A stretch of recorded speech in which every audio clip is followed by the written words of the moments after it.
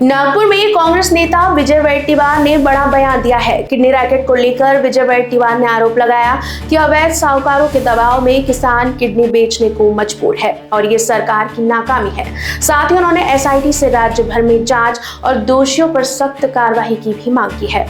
वहीं बोगस मतदान के मुद्दे पर उन्होंने भाजपा पर फर्जी मतदान के जरिए चुनाव जीतने का आरोप लगाया है और चुनाव आयोग की भूमिका पर सवाल भी उठाए हैं। साथ ही महायुति और लाड़की बहन योजना को चुनावी हथकंडा बताते हुए सरकारी पैसे के दुरुपयोग का भी आरोप लगाया गया है।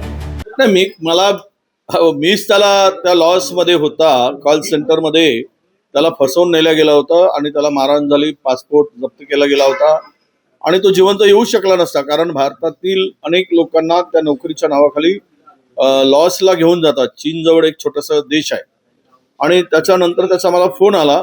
मी सर्व माझी हे लावून आणि मी मुख्य सचिव आणि मुख्यमंत्री सगळ्यांना सांगून त्याला तिथून मी सोडून आणलं आणि मला नंतर सगळी परिस्थिती त्याची माहिती झाली की त्यांनी किडनी का विकली। मी स्वतः पोलीस अधीक्षक चंद्रपूरला सर्वप्रथम फोन करून या संदर्भात सर्व काही चौकशी करण्यासाठी एक नाही 5 वेळा पोलीस अधीक्षकांना फोन केला। पोलीस अधीक्षकांनी टीम पाठवली आणि माझ्या सूचनेनुसारच ही सर्व कारवाई सुरू झालेली आहे आणि अनेक तरुण यामध्ये आता आहेत आणि अनेक तरुणांची किंवा शेतकऱ्यांची फसवणूक झाली आणि यामध्ये एसआयटी स्थापन झाली। सत्य पुढे आलं पाहिजे।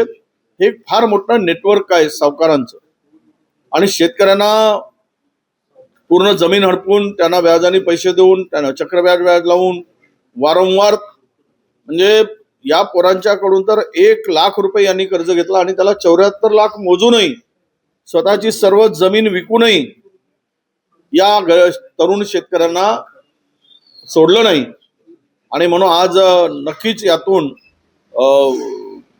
जे एसआयटी नेमली त्या एसआयटीच्या चौकशीच्या माध्यमातून सत्य बाहेर येईल। पण राज्यामध्ये शेतकऱ्यांना किडनी विकावी लागत आहे। शेतकरी जर किडन्या विकून सावकाराचं कर्ज फेडत असेल तर हे राज्यकर्ते म्हणून या गादीवर जे बसलेत राज्याच्या, हे यांना भूषणावं आहे का? हे खरंच शेतकऱ्यांच्या या व्यथा यांना कळत नाही का? शेतकऱ्यांची ही सगळी परिस्थिती त्यांची किडनी विकेपर्यंत त्यांना कर्जासाठी परावृत्त केलं जातं। मला वाटतं त्याला ह्या सगळ्या परिस्थितीमध्ये एकूणच शेतकरी राज्यातील उद्ध्वस्त झालाय आणि महायुती म्हणून हे सरकार महाराष्ट्रात संपूर्ण शेतकऱ्यांना उद्ध्वस्त करायलाच लावलाय असा त्याचा अर्थ होईल। पण एक मात्र मी नक्की सांगेल की हे सरकार शेतकरी विरोधी आहे। या सरकारची भूमिका शेतकऱ्याला उद्ध्वस्त करण्याची आहे आणि उद्योगपतींना पाठीशी घालण्याची आहे। या सगळ्या परिस्थितीतून ते दिसते आहे। नाही, मला आता ते मी वाचलेलं आहे की 4-5 पुन्हा लोक शेतकऱ्यांना ते तरुणांना किंवा तिथपर्यंत घेऊन गेले होते आणि ते कोलकात्यावरून ते परत आले अशी माहिती आहे। एसआयटी चौकशीमध्ये पुढे येईलच, पण हे एक मोठं रॅकेट महाराष्ट्रभर आहे आणि सावकार होम डिपार्टमेंट हे निद्रावस्थेमध्ये आहे। कदाचित मी फोन केला नसता पोलीस अधीक्षकांना तर कुळेचं हे प्रकरण पुढे चाललं नसतं। त्याचं कोणी ऐकूनच घेत नव्हते। ज्यावेळेस माझ्याकडे रडत आला, मी त्याला सोडून आणल्यानंतर माझ्या घरी 5-6 वेळा आला। मी त्याला आतापर्यंत अनेक वेळा आर्थिक मदत केली, कारण तो इतका आत्महत्या करण्यापर्यंत त्याचं कुटुंब प्रवृत्त झालं होतं। आत्महत्या करेपर्यंत त्याची तयारी झाली होती। मी त्याला त्यातून बाहेर काढायचा प्रयत्न केला, वाचवला आणि अनेक वेळा त्याला मदत केली आणि त्याला धीर दिला। अनेकांच्या कर्जामध्ये तो अखंड बुडालेला होता।